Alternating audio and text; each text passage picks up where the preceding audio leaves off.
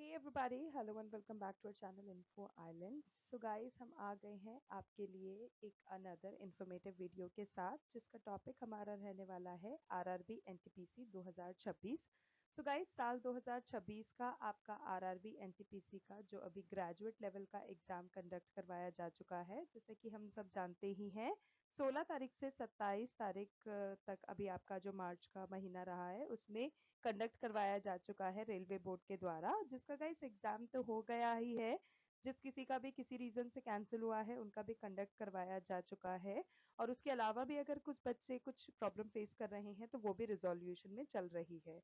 और graduate level पे guys exam सारे हो चुके हैं।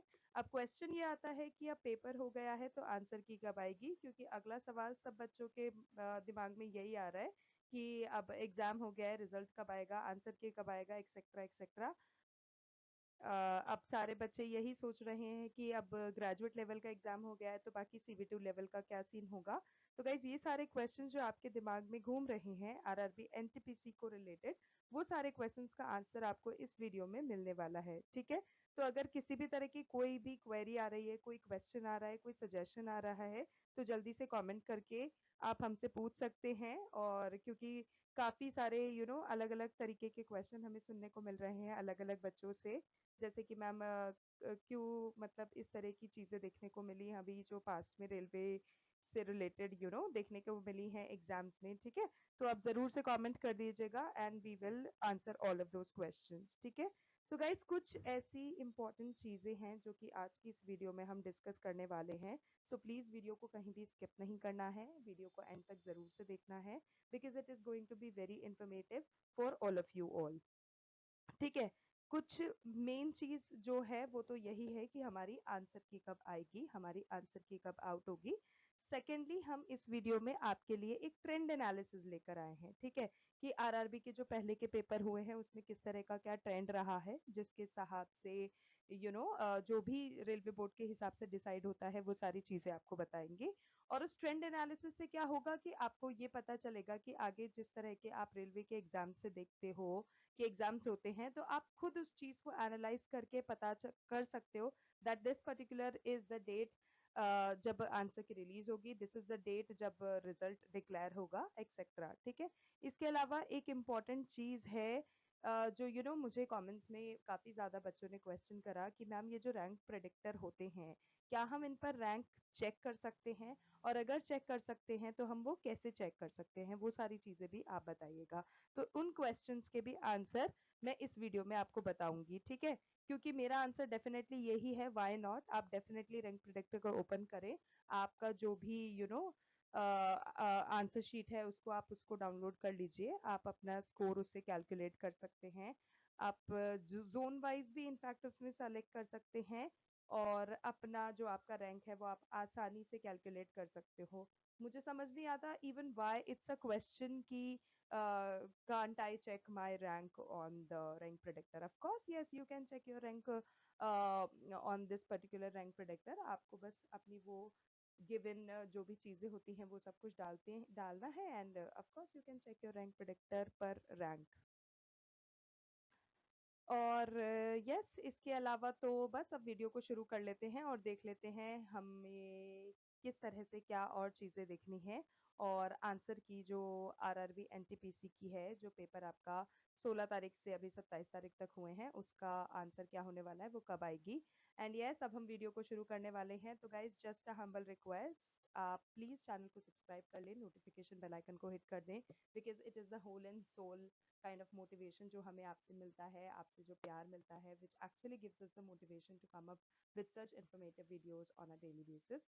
तो प्लीज आप जरूर से चैनल को सब्सक्राइब कर लें, नोटिफिकेशन बेल आइकन हिट कर दें। It is free free free, it is free of cost. Okay, it is definitely cost you, it is definitely not going to cost you anything. ठीक है, सो notification bell icon को करने से क्या होगा guys, notification bell icon को hit करने से आपको जब भी कभी हम किसी भी इंफॉर्मेटिव वीडियो के साथ आएंगे तो आपको उसका नोटिफिकेशन तुरंत से मिल जाएगा। ठीक है, जैसे कि पेपर के नोटिफिकेशन हुए, कौन से कॉम्पिटिशन एग्जाम्स कब होने वाले हैं, एग्जाम एनालिसिस वाले वीडियोस कब आने वाले हैं, एग्जाम से रिलेटेड जो भी चीज़ें हैं वो सारी चीज़ें आपको आराम से मिल जाएगा।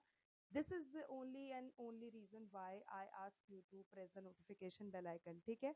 So that's all about it. Now let's quickly move into the video and look for the other informative things. तो गाइस सबसे पहले रिलीज डेट, ठीक है, आरआरबी एनटीपीसी का, जैसे कि भाई हर बंदे के जहन में यही सवाल चल रहा है जिसने आरआरबी एनटीपीसी का पेपर दिया है सीबीटी 1 का, कि भाई आंसर की कब आएगी कब आएगी कब आएगी। तो गाइस आंसर की डेट अब मैं बता देती हूँ आपको, ठीक है। Okay guys, so here is the answer जिसका अब तक हम सभी को इंतजार ही इंतजार रहा है कि आरआरबी एनटीपीसी के आंसर की कब आएगा। सो आंसर की जो है ये आपका एक्सपेक्ट करा जा रहा है कि it will be release in the month of May और जून 26, ठीक है। तो या तो वो मई के महीने में आ जाएगी, ठीक है, मई एंड तक, या फिर जून का आप एक्सपेक्ट कर सकते हो कि जब जून का महीना शुरू होगा तब आप एक्सपेक्ट कर सकते हो कि जून के महीने में आपकी आरआरबी एनटीपीसी के इस पर्टिकुलर एग्जाम की आंसर की आ जाएगी, ठीक है। इन डेट्स के अलावा आई डोंट थिंक कि इससे ज़्यादा एक्सटेंड किया जाएगा। या तो आपका मई एंड तक आ जाएगा या फिर जून के शुरू में ही आपको अपनी आरआरबी एनटीपीसी का ये जो ग्रेजुएट लेवल का एग्जाम हुआ है, सीबीटी एग्जाम जो हुआ है आपका 16 ऑफ मार्च से 27 ऑफ मार्च 2026 तक इन ग्रेजुएट लेवल पोस्ट के लिए, वो गाइस डेफिनेटली वो अपनी ऑफिशियल वेबसाइट पर रिलीज कर देंगे। And these are the dates जब आपको देखने, दीज आर द मंथ्स जब आप सोच सकते हो कि आपकी जो आंसर की है वो रिलीज हो जाएगी। इससे ज़्यादा डिले उनकी तरफ से नहीं किया जाएगा, ठीक है। बाकी आप अपनी आंसर की को डाउनलोड कर सकते हैं रजिस्ट्रेशन नंबर और डेट ऑफ बर्थ और पासवर्ड वगैरह यूज करके। अब बात करें कि कहाँ रिलीज हो जाएगी, तो गाइज इनकी जो ऑफिशियल वेबसाइट है विच इज rrb.digialm.com, ठीक है। सो this is the official website, वहां पर जाइएगा, वहां पर अपनी आंसर की को चेक कर सकते हैं, ठीक है। अब बात मैं बता ही चुकी हूँ कि कैसे डाउनलोड करना है। आपको कुछ नहीं करना है, अपना रजिस्ट्रेशन नंबर देना है, अपना डेट ऑफ बर्थ जो है और जो पासवर्ड है वो डाल देना है। इन तीनों का यूज करके आप अपनी आंसर की को आराम से डाउनलोड कर सकते हो। So this is the whole process by which you can actually download and see the answer key, ठीक है। अब now because we are talking about RRB NTPC, तो गाइज इससे रिलेटेड कुछ इंपॉर्टेंट चीजें मैं आपको बताना चाहूंगी। जैसे कि वैसे तो एवरीथिंग इज रिटन है, तो कुछ ऐसा सुपरफिशियल या न्यू या फिर कुछ अलग से नहीं है। तो सबसे पहले हम कंडक्टिंग अथॉरिटी की अगर बात करें तो रेलवे रिक्रूटमेंट बोर्ड ही है, आरआरबी, ठीक है। एग्जाम नेम की बात करते हैं तो गाइज एग्जाम आपको पता ही है, आरआरबी एनटीपीसी 2026। जिन लोगों ने दिया है वो भी जानते हैं, जिन्होंने नहीं दिया है या प्रिपेयर कर रहे हैं वो भी जानते हैं। पोस्ट की बात करें तो गाइज जो पोस्ट हैं ग्रेजुएट लेवल पे, सन 06/2025। एग्जाम मोड की बात करें तो गाइज सीबीटी 1 यानी कि कंप्यूटर बेस्ड टेस्ट आपका सीबीटी 1 कंडक्ट हुआ है। एग्जाम डेट्स की बात करें तो गाइज 16 to 27 मार्च 2026 में कंडक्ट हो चुका है। कल ही आपके इसके पेपर खत्म हुए हैं। Even the exam analysis videos are also up on the channel, तो अगर आपने नहीं देखे हैं तो ज़रूर से जाएं और उसका जो भी इंफॉर्मेशन उसमें दिया गया है उसका फ़ायदा उठाइए, जिससे कि आपको आगे के लिए बेहतरीन तैयारी आप कर सकें अगर आप किसी भी चीज़ के लिए तैयारी कर रहे हैं तो, ठीक है। बाकी बात करें आंसर की रिलीज कब होगी, these people are saying that we can expect it by March 2026 का जो लास्ट वीक रहेगा। तो गाइज हो सकता है कि मार्च 2026 के एंड तक ये एक्सपेक्टेड डेट है, तो it can go end, but guys अगर मैं एनालिसिस का बात करूं, these are the things which are given on the paper, ठीक है, कि हम मार्च के एंड तक एक्सपेक्ट कर सकते हैं क्योंकि अभी तक हमारे पास यही चीज़ है। पर अभी जो मैं आपको ट्रेंड एनालिसिस बताऊंगी, अगर उस ट्रेंड एनालिसिस के हिसाब से जाएं तो उसमें तो 3 महीने का गैप आप मान के ही चलो, रेलवे के जो पेपर आते हैं फिर जो रिलीज डेट्स रहती हैं। वैसे तो अगर मार्च के एंड तक भी आ जाता है, जो कि यहाँ पे मेंशन कर रखा है that we can expect it to be release by the last week of March 2026, तो बहुत ही अच्छी बात है। बट अभी भी जो आपको ट्रेंड बताऊंगी, अगर आप उस ट्रेंड के हिसाब से देखोगे तब तो गाइज आई बिलीव मई जून तक ही जाएगा। 3 महीने अगर हम माने तो मई तक ही रिलीज हो पाएगा। बाकी अगर पहले आ जाता है तो बल्ले बल्ले है, उसमें तो कोई प्रॉब्लम है ही नहीं। बाकी लॉग इन क्रेडेंशियल्स देख लीजिए आप, रजिस्ट्रेशन नंबर और डेट ऑफ बर्थ है। लेकिन हाँ, जैसा भी रहेगा जो भी रहेगा आपको डेफिनेटली नोटिफाई कर दिया जाएगा, चैनल पे आपको अपडेट करते रहेंगे समय समय पर। अगर पहले आ जाता है तो आपको पहले बता दिया जाएगा।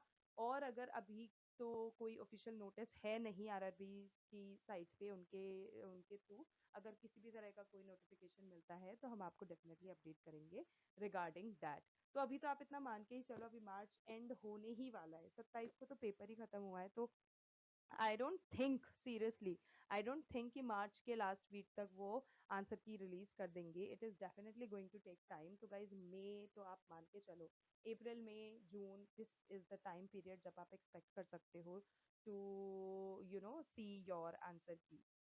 बाकी यस, डॉक्यूमेंट्स की अगर हम बात करें तो आंसर की, response sheets, question paper, objection facility available है। प्रोविजनल की ही है सिर्फ। और ऑफिशियल वेबसाइट जो भी रीजनल आरआरबी पोस्ट हैं उनके लिए उनके ऑफिशियल वेबसाइट्स यहाँ पे गिवन है, ठीक है। इसके अलावा गाइज अगर आपको नहीं पता है कि आपको अपना आरआरबी एनटीपीसी का जो सीबीटी 1 का आंसर की जो आने वाला है वो किस तरह से डाउनलोड करना है, तो भाई हम किस लिए बैठे हैं, हम आपको बिल्कुल बताएंगे। तो yes, here are the steps जो कि आपको फॉलो करने हैं when you need to download RRB NTPC CBT 1 answer key. तो गाइस बहुत सिंपल स्टेप्स हैं, आपको कुछ ऐसा बहुत डिफिकल्ट काम नहीं करना है in order to download your RRB NTPC answer key. आपको क्या करना है, ये कुछ स्टेप्स हैं जो कि मैं बताने वाली हूँ, वो फॉलो करने हैं। एंड बाय डूइंग दैट आप आराम से अपनी आरआरबी एनटीपीसी की आंसर की को डाउनलोड कर सकते हो, ठीक है। So yes, graduate level post की हम बात कर रहे हैं, ठीक है। तो किसी भी तरह का कोई कंफ्यूजन हो तो जरूर से कमेंट करके पूछ लेना। सबसे पहले तो आपको क्या करना है, जो ऑफिशियल रीजनल आरआरबी वेबसाइट्स है वहां पर विजिट करना है। उसको विजिट करने के बाद you have to locate yourself and click on the RRB NTPC answer key 2026 link, जो कि एक्टिव होगा, लाइव होगा और कहीं ना कहीं टॉप पर ही आपको दिखाई देगा जब आपके आंसर की आने वाली होगी, because it is something which is hot, आप कह सकते हैं, इट इज इन ट्रेंड, तो वो आपको दिख जाएगा। उसके बाद you have to enter your registration number and date of birth और पासवर्ड, जो भी आपने रजिस्ट्रेशन नंबर सेट करा था, जो भी आपको रजिस्ट्रेशन नंबर मिला था वाइल फाइलिंग द फॉर्म, ठीक है। जब आप फिल कर रहे थे अपने फॉर्म को तब आपको जो रजिस्ट्रेशन नंबर मिला था वो हो गया। और पासवर्ड की फॉर्म में आपने डीओबी जो जनरेट किया होगा वो आपको डालना है। तो ये रिक्वायर्ड फील्ड्स में जब आप एंट्री कर दोगे, उसके बाद को you have to click the log in या फिर जो सबमिट बटन आपको दे रखा होगा in order to proceed further, ठीक है। आप उसको सबमिट कर दीजिए। And once you submit it all, आपका registration number which is the user name and the password, उसको करने के बाद जो आपका आंसर की होगा along with your response sheet, जो भी आपने अभी 16 तारीख से 27 तारीख तक जो 24 शिफ्टों में आपके पेपर कंडक्ट किए गए हैं, जिनमें से भी आपका जब भी एग्जाम था उनमें जो भी आपने रेस्पॉन्सेज दिए हैं वाइल गिविंग योर एग्जाम, वो response sheet along with the answer की खुल के आपके सामने आ जाएगी, स्क्रीन पे डिस्प्ले हो जाएगी। उसके बाद आप चेक कर सकते हो अपने नंबर, जो भी कैलकुलेट करना है, जैसे भी करना है वो सब कुछ कर सकते हो। And yes, you can also download it in the PDF form, और उसको आप फ्यूचर रेफरेंस के लिए या फिर कह दीजिए कि as a proof kind of चीज के लिए आप उसको डाउनलोड कर सकते हैं पीडीएफ की फॉर्म में और उसको सेव कर सकते हैं। So this is the whole and sole process of downloading RRB NTPC answer key, which is I don't think कि कहीं भी किसी भी तरह का कोई टफनेस है ड्यूरिंग दिस होल प्रोसेस जो कि आपको फेस करना पड़े, तो please do it. So guys ये तो था वो पूरा मेथड, वो पूरा प्रोसेस जिस तरह से आप अपनी जो आंसर की है उसको डाउनलोड कर सकते हो। अब मैं आपको बताती हूँ कि अगर आपका भाई आंसर की तो ले लिया आपने, अब मान लो किसी तरह का कोई ऑब्जेक्शन हो रहा है, ठीक है भाई, मैंने आंसर मान लो आपको लग रहा है मैंने ये डाला था और ये आ गया है, या फिर किसी भी तरह का कोई आपको ऑब्जेक्शन लग रहा है, तो आपको वो ऑब्जेक्शन कैसे रेज करना है। अब गाइस नेक्स्ट स्टेप आता है कि भाई आंसर की देख ली, ठीक है, जब भी रिलीज होती है, अब मैंने आंसर की देख ली, व्हाट्स नेक्स्ट, अब मुझे अगला क्या स्टेप ऐसा फॉलो करना है जो कि मेरे आरआरबी एनटीपीसी आंसर की 2026 जो आएगा उसको देखने के बाद होने वाला है। तो guys after the release of the NTPC answer key आपको क्या करना है, जो railway board, obviously railway recruitment board जो आरआरबी है वो करेगा, उसके बाद कुछ ऐसी स्टेजेस हैं, ठीक है। वो आपको देखना है कि किस स्टेज में जब आप फॉल कर रहे हो तो आपको क्या करना है, ठीक है। तो क्या होगा, सबसे पहले तो आंसर की आते के साथ ही आपके पास ऑब्जेक्शन विंडो ओपन हो जाएगी।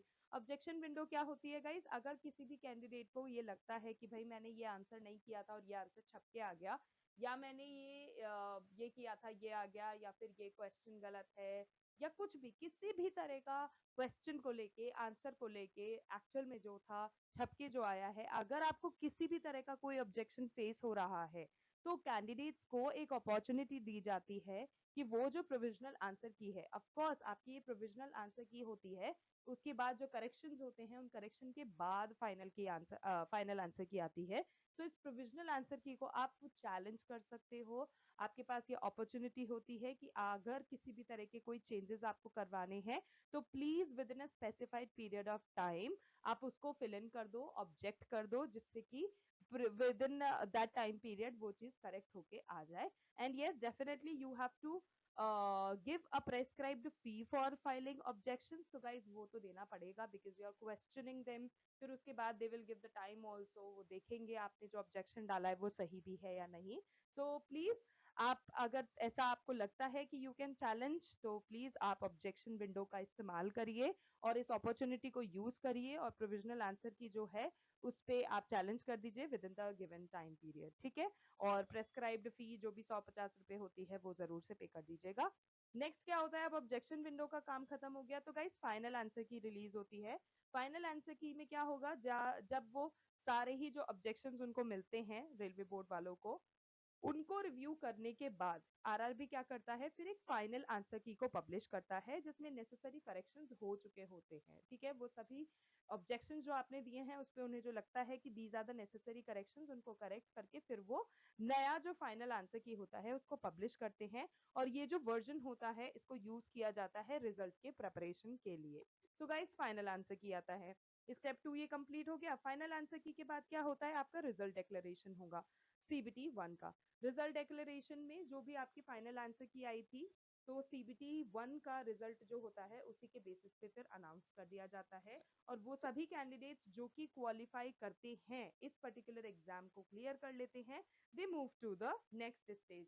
एंड फॉर दिस ईयर 2026, अगर हम ट्रेंड की बात करें या एग्जाम जो 24 शिफ्टों में टोटल आपका एग्जाम कंडक्ट करवाया गया है, अगर उसके एनालिसिस से देखें कि पेपर की जो डिफिकल्टी लेवल रही है या जो भी हमें स्टूडेंट से फीडबैक मिला है, आई बिलीव कि अगर 75 से 80 भी आपके नंबर आ रहे हैं, then you are definitely going to be qualifying for the next round. This is what I think, ठीक है। ये आपका फाइनल कट ऑफ कुछ इस तरह का रहने वाला है। अब नेक्स्ट मूव करते हैं सीबीटी 2 की तरफ। तो गाइस सीबीटी 2 के एग्जामिनेशंस का क्या सीन रहता है, वो सभी कैंडिडेट्स जो कि शॉर्टलिस्ट किए गए हैं सीबीटी 1 में, they do appear for the second stage, जो कि आपका कंप्यूटर बेस्ड टेस्ट ही होता है, लेकिन क्योंकि नेक्स्ट लेवल का है, so it is called CBT 2।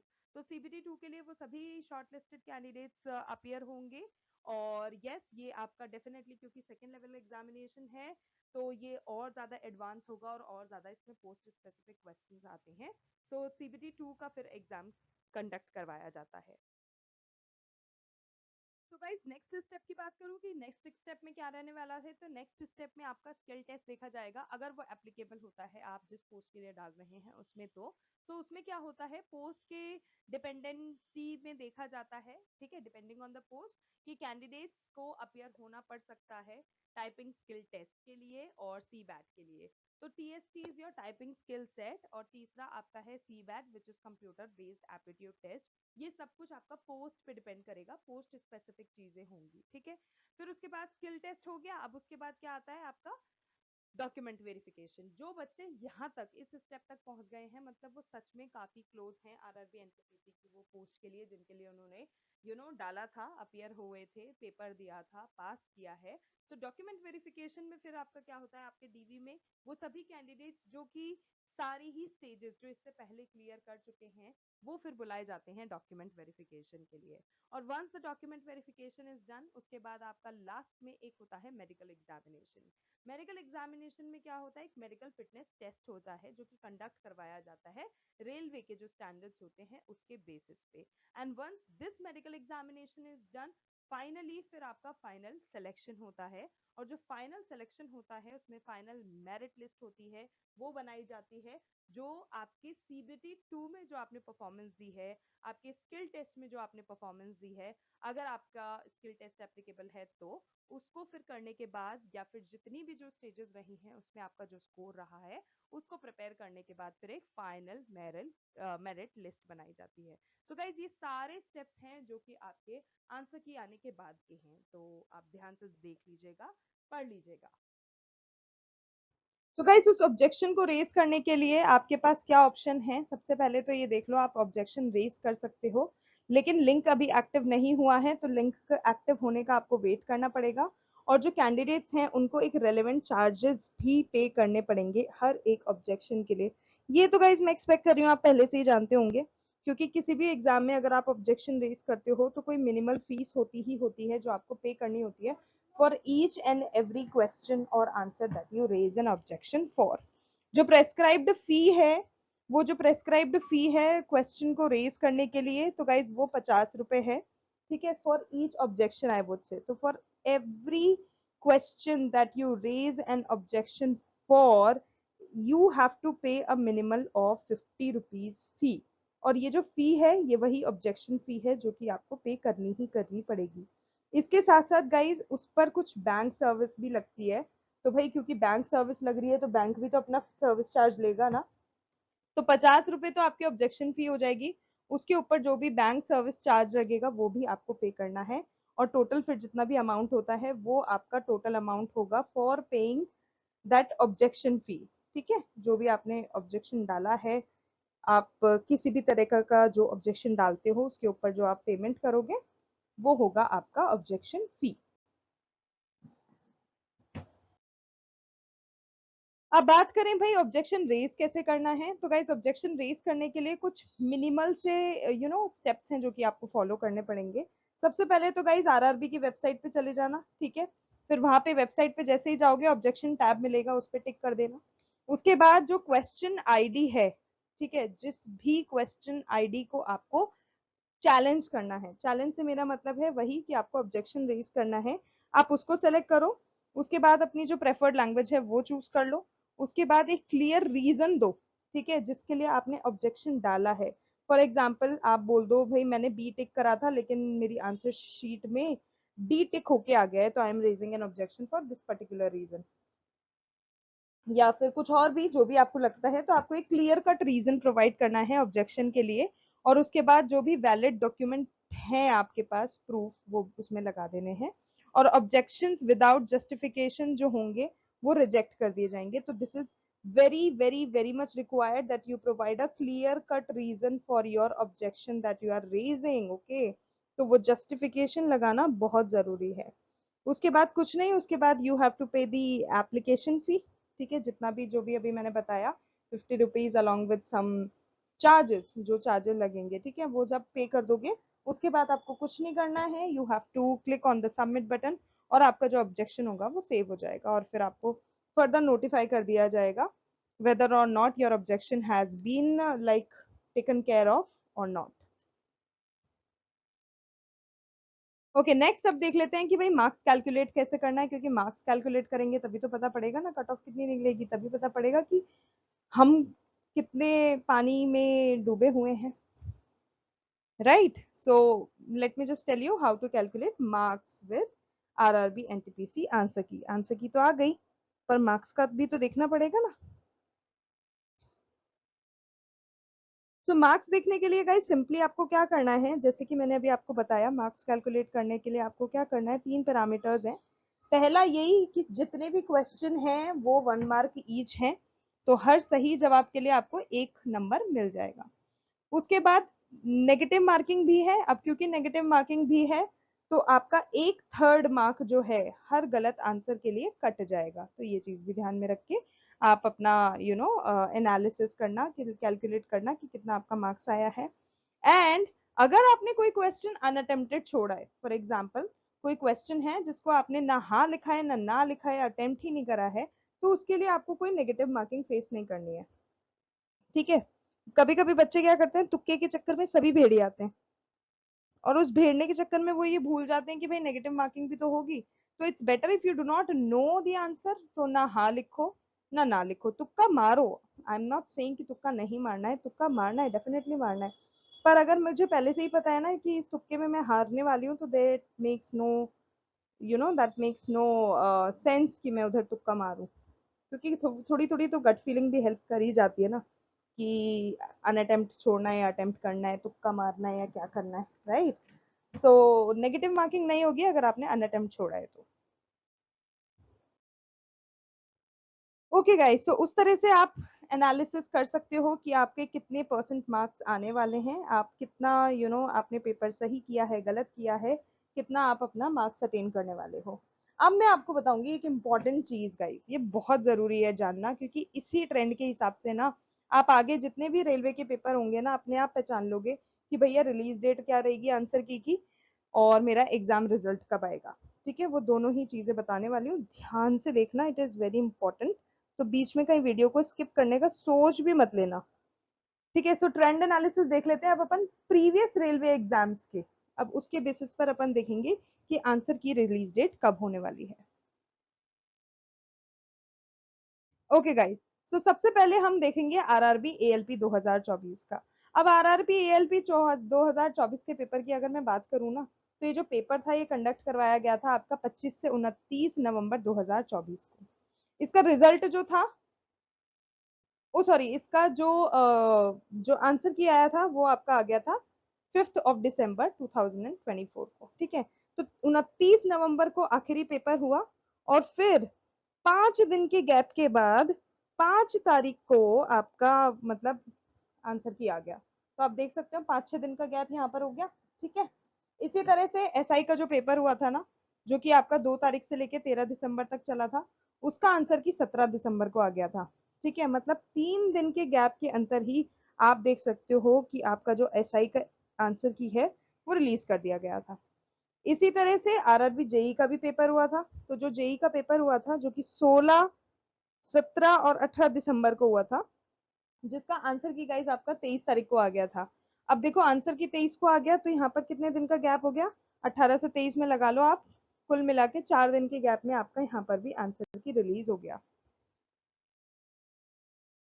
इसी तरह से गाइस टेक ग्रेड 1 का देख सकते हो आप, 19-20 दिसंबर को पेपर हुआ था, 26 को आंसर किया गया, 5 दिन का गैप रहा। आरआरबी टेक ग्रेड 3 का भी देख सकते हो, 20 से लेके आपका 30 दिसंबर तक पेपर चला, 6 जनवरी को आपका आंसर किया गया, 5 दिन का गैप यहाँ पे भी है। आरपीएफ कांस्टेबल का भी पेपर देखो तो 2 से लेके 18 मार्च तक चला था, 24 मार्च को आपके पास आपकी आंसर की आ गई थी, तो मैक्सिमम 5 दिन का गैप तो यहाँ पे भी रहे। इसी तरह से गाइस जेई सीबीटी 2 का भी अपना देखो, 22 अप्रैल को पेपर हुआ था, 25 अप्रैल को, मात्र 25 अप्रैल को, 2 दिन के अंतराल में यहाँ पर इन्होंने आंसर शीट जो थी वो रिलीज कर दी थी। आरआरबी पैरा मेडिकल का पेपर जो था वो 28 से 30 अप्रैल को हुआ था, 6 मई को आंसर की आ गई थी, 5 दिन के अंतराल में। आरआरबी एएलपी का गाइस सीबीटी 2 का जो पेपर हुआ था 2-6 मई को, ठीक है, इसका आपका जो आंसर की था ये 8 मई को आ गया था।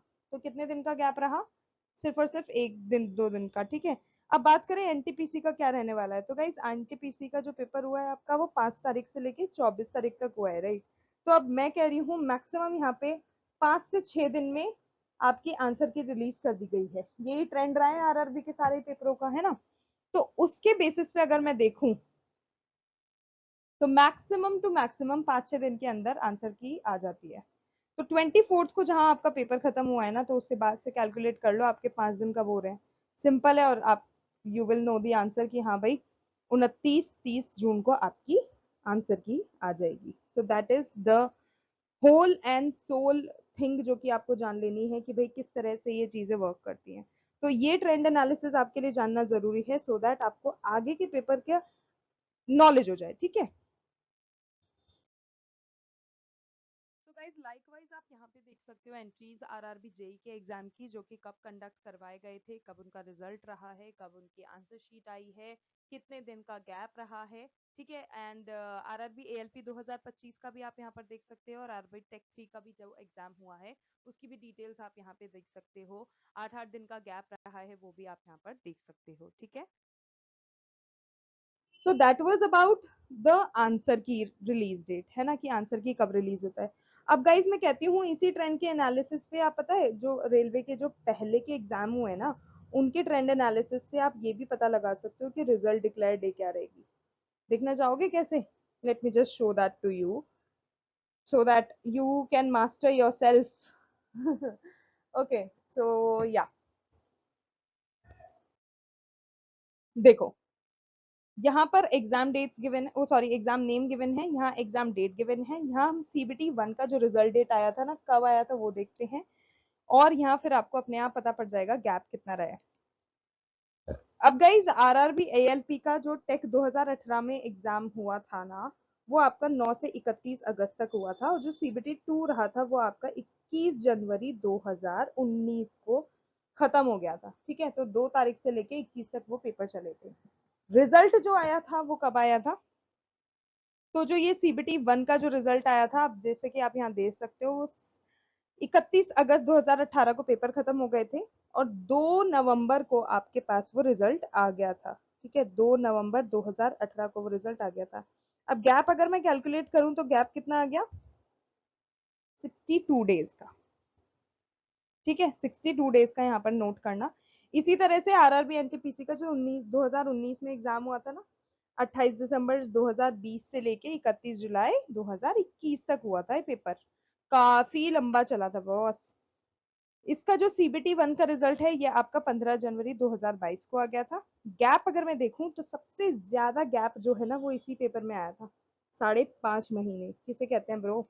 सो 5.5 मंथ का यू नो डे गैप आया था फॉर दिस पर्टिकुलर एग्जाम। अब इसी तरह से ग्रुप डी का भी देख लो, 17 अगस्त से 11 अक्टूबर पेपर चले थे, 22 दिसंबर 2022 को पेपर का रिजल्ट आ गया, 71 दिन के अंतराल में। इसी तरह से ग्रुप डी 2018 का भी देख लो आप, 17 सितंबर से 17 दिसंबर तक आपका पेपर चला, 4 मार्च को रिजल्ट आ गया, 76 डेज के अंदर अंदर। अब मैं कहती हूँ साल 2024 का भी देख ही लो। सो सही गाइस, 2024 का आपका आरआरबी एएलपी सीबीटी 1 जो हुआ था वो आपका 25 से 29 नवंबर को हुआ था। आंसर की 5 दिसंबर को आ गई थी। आंसर की में गैप 5 दिन का था, और जो रिजल्ट था वो 26 फरवरी को आया था। तो मतलब 89 डेज के अंदर उसका रिजल्ट आया था। इसी तरह से आरपीएफ एसआई का आप यहाँ पर देख सकते हो, 80 डेज के अंतर्गत आपका रिजल्ट आ गया था। तो गाइस कुछ समझे? अब इस तरह से अगर मैं ऑल इन ऑल ओवरऑल अगर मैं एक थोड़ा सा एक एनालाइज करूं, कि एनालिसिस करूं कि भाई एनटीपीसी का अब क्या रहने वाला है। तो गाइस एनटीपीसी का पेपर अभी हुआ है 16 तारीख से लेके 27 तारीख तक। ठीक है, तो आप मार्च का तो आई थिंक आप अभी हटा ही दो। मार्च में तो आई डोंट थिंक कि वो इतनी जल्दी रिलीज कर देंगे, भाई कल ही तो पेपर खत्म हुए हैं, है ना, थोड़ा टाइम तो वो लगाएंगे ना चेक वेक करने के लिए। सो आई थिंक डेफिनेटली मई जून का टाइम तो लगेगा ही लगेगा। ठीक है, रिजल्ट फिर उसके बाद फिर वो जुलाई तक डिक्लेयर कर देंगे। तो गाइस आरआरबी एनटीपीसी का 2026 का सीबीटी 1 का अगर आप एक्सपेक्ट करना चाहते हो कि रिजल्ट डे क्या रहने वाला है, तो गाइस मार्क माय वर्ड्स, वो तो नाना करते करते आपका जून जुलाई तक जाएगा ही जाएगा। क्योंकि अगर मई, तो गाइस डेफिनेटली इसका जो रिजल्ट आपका आने वाला है वो हम मई एंड या फिर मिड जून तक ही एक्सपेक्ट कर सकते हैं। ठीक है, उससे पहले आई डोंट थिंक आपका आंसर की जरूर से आ जाएगा, लेकिन जो रिजल्ट है वो आपका डेफिनेटली मई एंड या फिर जून तक जाएगा ही जाएगा, या फिर रिजल्ट जुलाई तक भी आपका जा सकता है। ठीक है, और बात करें कि इसका सीबीटी 2 का जो एग्जाम होगा फिर वो कब हम एक्सपेक्ट कर सकते हैं, सीबीटी 2 वाला जो एग्जाम होगा, तो डेफिनेटली जब आपका रिजल्ट इसका आ जाएगा एनटीपीसी सीबीटी 1 का जून तक अगर आ जाता है, तो डेफिनेटली आप जुलाई मान के चलो कि जुलाई तक आपका सीबीटी 2 का एग्जाम वो कंडक्ट करवा लेंगे। ठीक है, so these are the things जो कि अभी तक हम एक्सपेक्ट कर सकते हैं। बाकी आगे क्या होता है वो तो अब आरआरबी की तरफ से जो भी ऑफिशियल नोटिस आएगा तभी हमें पता चलेगा, और जैसे ही हमें पता चलेगा हम डेफिनेटली आपके लिए उसको नोटिफिकेशन का एक वीडियो के थ्रू आपको बता देंगे। ठीक है गाइस, तो वो थी सारी इंफॉर्मेटिव वीडियो, इंपॉर्टेंट वीडियो जो कि मैं आपको सारी बताना चाह रही थी रिलेटेड टू आरआरबी एनटीपीसी 2025। अगर आपके पास किसी भी तरह का कोई भी क्वेश्चन दिमाग में रेज हो रहा है ना, तो प्लीज उसको कमेंट करके कमेंट सेक्शन में पूछ लो। We are here to answer all your questions. किसी भी तरह की कोई क्वेरी है, क्वेश्चन है, सजेशन है, रिकमेंडेशन है, please, it's a humble request, mention all that below in the comment section. We will come up with a solution for that. और गाइज आज के लिए बस इतना ही। Thank you so much for watching, thank you so much for your time. We will see you in our next video. तब तक के लिए all the very best to all the candidates, और yes, much love to all of you all.